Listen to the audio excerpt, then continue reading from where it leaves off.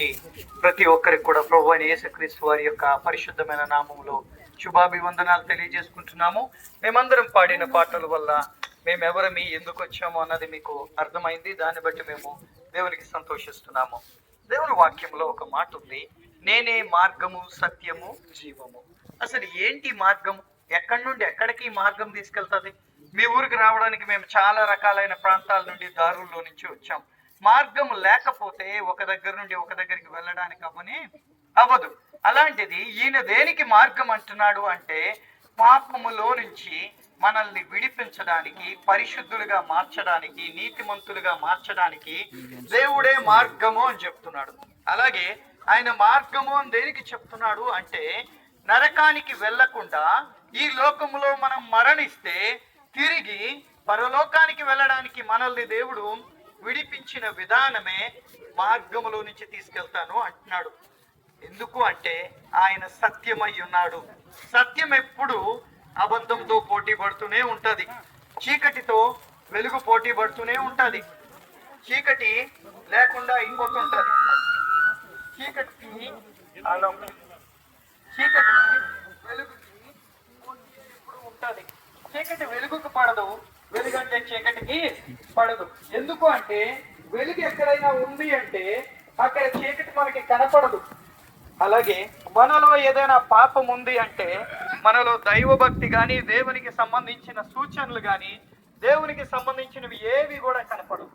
కనుక మనం దేవునిలోకి రావాలి అంటే సత్యమైన వాళ్ళను మనం వెతికే వారిగా ఉండాలి. సత్యమైన దేవుని వెతకలేదు అనుకోండి, మనం అసత్యములో ఉన్నట్టు అవుతుంది. అసత్యము అంటే అబద్ధము. అబద్ధం ఆడే వాళ్ళు ఎప్పుడైనా నిజం చెప్పగలరా అంటే ఏదో మర్చిపోయి చెప్పినట్టు ఉంటుంది తప్ప నిజం వాళ్ళు ఎప్పుడు చెప్పలేదు. దేవుడు సత్యమైన వాడు, దేవుడు నిత్యమైన వాడు. సత్యమైన వాడు దేవుడు ఎందుకై ఉండాలి అంటే, ఆయన నిజంగానే దేవుడు గనక ఆయన్ని మనం విశ్వసించాలి అంటే ఉన్నవాడై ఉండాలి, అనువాడై ఉండాలి. దేవుడు మనకి ఏం చేస్తాడు అన్నది మనం ఎప్పుడైనా ఆలోచించాలి. దేవుడు సత్యమైన వాడు అంటే మనకి కొన్ని రుజువులు కావాలి.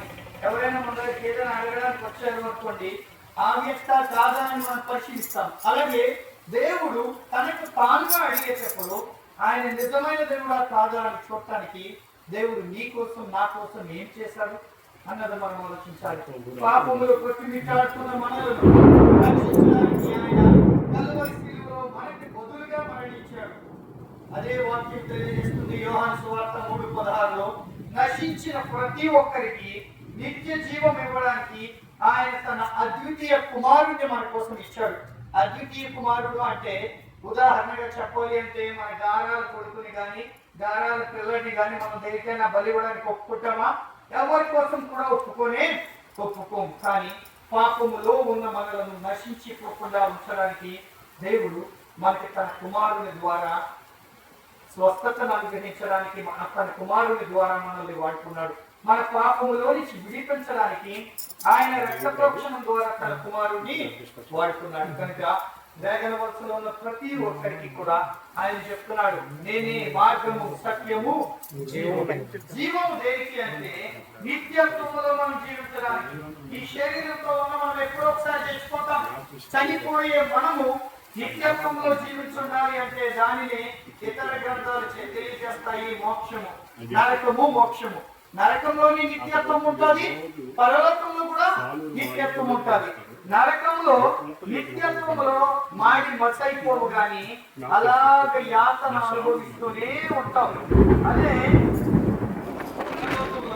నిత్యత్వంలో స్వర్గంలో అనుభవించేది కావాలి అంటే, నిత్యము ఆయనతో ఉండాలి అంటే ఆయన ఇచ్చే నిత్య జీవాన్ని పొందుకోవాలి. అదే జీవాహారము. ఆ జీవాహారము దేనికి అంటే నీ హృదయాన్ని, నా హృదయాన్ని బ్రతికింపజేయడానికి. మన హృదయం ఈ రోజుల్లో దేవుడితో నింపబడితేనే మనం బ్రతకగలుగుతాం. దేవుడితో లేము అనుకో మనం దేవుడి సన్నిధిలో బ్రతికి ఉండలేము. కనుక దేవుడి సన్నిధిలో మనం బ్రతికి ఉండాలి అంటే, దేవుడి యొక్క నిత్యత్వంలో మనం ఉండాలి అంటే వాక్యం చెప్తుంది, మన నోటితో దేవుడు ప్రభువు అని యేసు ప్రభుని ఒప్పుకోవాలి, హృదయంలో నుంచి ఆయన్ని స్వీకరించాలి. మనం హృదయంలో స్వీకరించకపోయినా మనం రక్షింపబడము. లేదా దేవుని అంగీకరించకపోయినా మనం రక్షింపబడము. ఏవేవో మీరు చేయాల్సిన అవసరం లేదు. మీరు చేయాల్సిందంతా ఒక్కటే, నోటితో యేసుక్రీస్తు ప్రభువు అని ఒప్పుకోవాలి, ఈ పాపాలను మీరు ఒప్పుకోవాలి, అప్పుడు మీరు రక్షింపబడతారు. దేవుడి మాటలను మీ వీటిలో జీవించును గాక. ఆమేన్.